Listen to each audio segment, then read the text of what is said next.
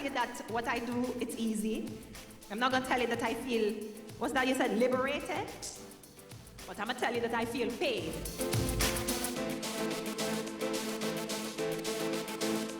One of our favorite moments is when we see women getting their first paycheck and just their eyes tell the whole story.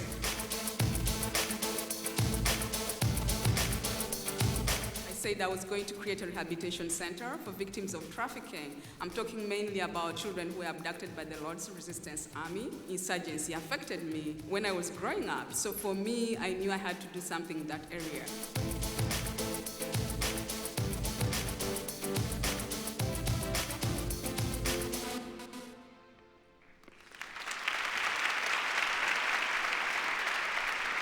A lot of light. Hello. Hello, good morning. My name is Meredith Kopit-Levy, and I'm here from the New York Times, and I am delighted to be here this morning with the extraordinary and inspiring Diane von Furstenberg. Thank you. Now, Diane was kind enough to get up early this morning to kick off the day, despite a long and late and happy night last night at the UN, giving out the 7th annual DVF Awards. Diane, I want to talk first about the women you honored last night. This might be the most impressive and accomplished group yet. And I want to ask you, what made you want to celebrate women helping other women? Well, first of all, you know, it starts when I was a little girl. I did not really know what I wanted to do, but I knew the woman that I wanted to be. And I became that woman, and I became that woman through a little dress. And as I became more and more confident, I was also giving and selling confidence to other women. So really early on in my early 20s, I felt that connection, you know, that as much confidence as I would get, I would share. And also, when you are successful, and two things happen. First, you can pay your bills, which is nice. And the second thing is you have a voice. Right. And when you have a voice, it is your duty, but it's also a privilege to use your voice for people who have no voice, or to expose people for the work that they do. And when Tina started this wonderful conference, and please let's give an applause to Tina Brown. When Tina started this, I was, you know, a host with her, and I thought it was the perfect opportunity for me to piggyback with the DVF Awards. And my son said to me, you know, you care so much about women, why don't you create an award where you can you know, give exposure to these women and give them money. And then after you die, maybe it'll become like the Nobel Prize. So the perfect answer. So we started, and and we do that at the UN. So the first year I was very shy. I mean, I kind of played it down because I say, who am I to have, you know, awards? But by now, we are, like, yesterday was the 7th. And so, you know, by the time you reach 7, you are kind of legitimate. And also the 30 women that we have honored before, they've all done so well. Yeah. So last night was fantastic. So it started from the 2 international awards who come to me through the Vital Voices.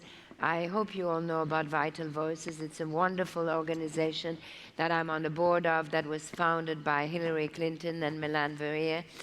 And so they come from there, and because they are the best network organization to spot women's leader. So one is Maria Pacheco, who I've known for a long time, from Guatemala. The other one was Agnes Igor, who is, I mean, she looks so, I expected, you know, somebody really tough, and then when I finally met her, she's pretty and fragile, but yet she deals with human trafficking in Uganda. So she's no fragile. Then the Inspiration Award came to Sarah Jones, who is an amazing playwright, comedian, who uses her her craft and her work for equality, women, and so on, but who also is very, very involved in human trafficking.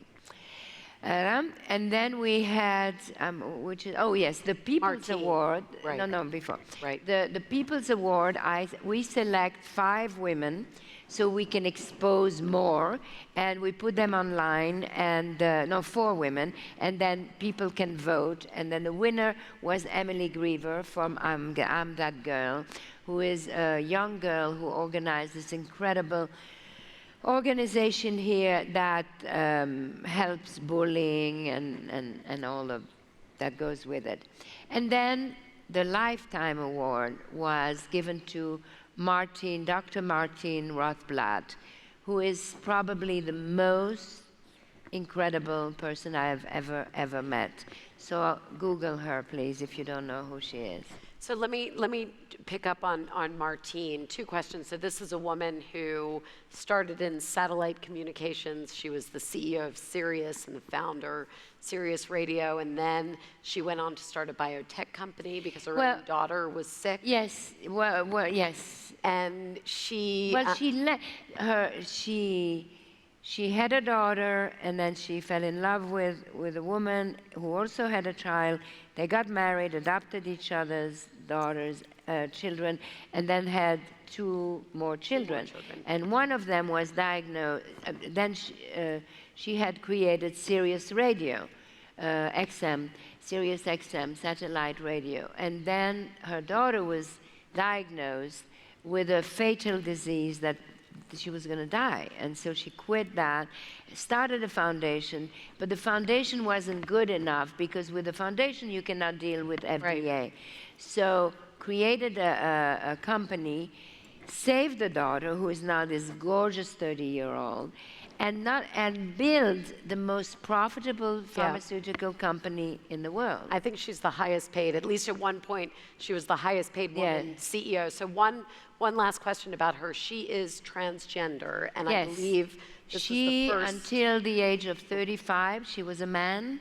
She's now 65, and so for 30 years she's been a woman, but she stayed married to her wife, and nothing has changed except that she brought the woman in her, and so out. And she was very moved last night that she said, I can't believe that, you know, I am getting this award as a woman for women to help other women. It was incredibly moving. And she really is extraordinary because the fact that she was a transgender is a detail to the magnitude of everything that she has done. So it was pretty amazing. Well said. Well said. So, Diane, I want to talk a little bit about some of the other philanthropy work you're doing. I live right by the High Line. You played a huge role in the restoration of the High Line, and you have a new project underway. Yes, we got the okay. We got yesterday. Yes, Culture Shed. So talk. Oh, Culture Shed. Oh, I thought talk you were about talking that. I thought you were talking about the pier. Talk about both of them. Well, okay. Either one. About 18 years ago, when I started my company again, because I had sold it, I decided that I was too old to live uptown. So I was 50, so I wanted to live like a younger person, so I moved downtown. And I bought a little carriage house, which was my studio, and I also lived there. And so when you move in a new neighborhood, you meet your neighbors, and it was the neighborhood, the meat pack wasn't exactly what it is now. And so I met, with my neighbors, I met these 2 young guys who had the dream of turning this old railroad into a park. And we really had no chance to make this happen at all. But we did, and it is now an amazing park. And it is number 1 tourist attraction in New York City. Yes, it is. And very so now crowded. so the High Line leads you to actually what will be one of the biggest real estate however you call it. Complexes coming Complex. up, right. And there will be this thing called Culture Shed. No, actually, it's not called Culture Shed anymore. It's called The Shed. But it is a building that rolls and opens and where all kinds of cultural events will happen. So that's that. And then my husband's project, but it's also another thing of our family foundation, is the Pier, Pier 55, used to be called 54, but buried in one that it looked too much like a nightclub, so it's now Pier 55. And that is going to be a park, and it's going to be a park with also open space for performances. So you're also, as I understand, working on the museum at the Statue of Liberty. Oh, so yes. So I got a letter about a year ago. Oh, that's my shadow. I thought it was a dog.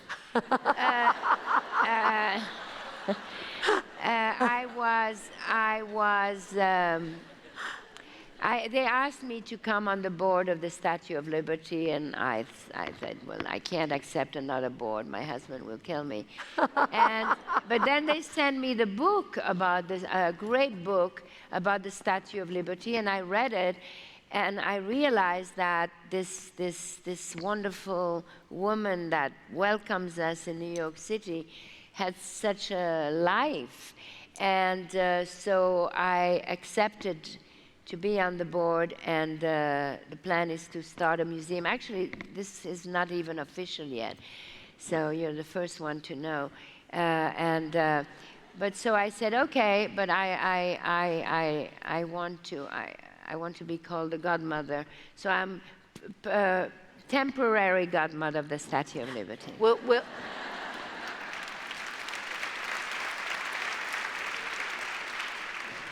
I think we all want to know if we'll eventually get her into a wrap dress, which brings me to one more question for you, which is, you know, from the original dress that changed the way women went to work and thought about fashion in that context, to your incredible civic efforts, to the DVF Awards, and we were talking in the green room about the fact that Hillary was one of the recipients. You've done all... Can we please vote for Hillary?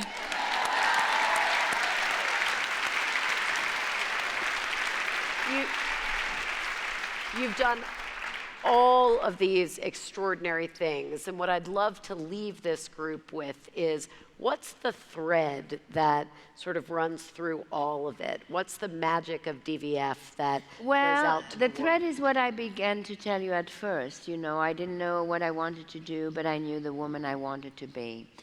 And if I want to be remembered as anything, I want to know that maybe I have, through my work, through mentoring, and through philanthropy, tried to do everything I can to make every woman be the woman they want to be.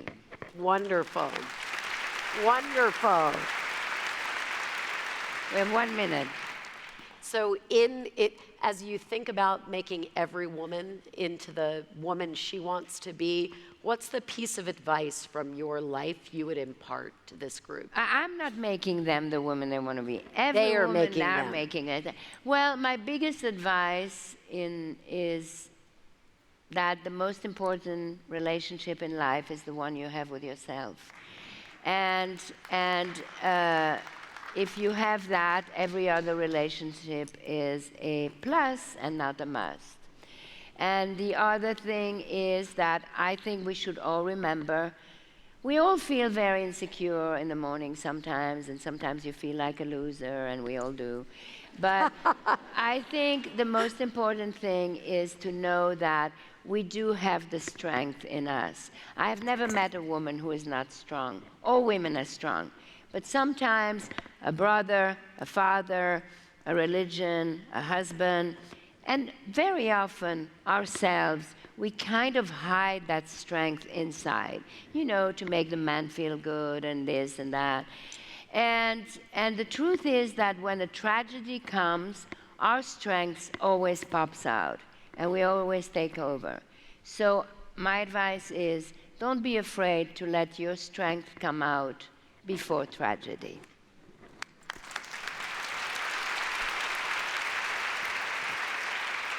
Diane von Furstenberg, I've never met a woman who's not strong. Thank you. Thank you all so much. Thank you.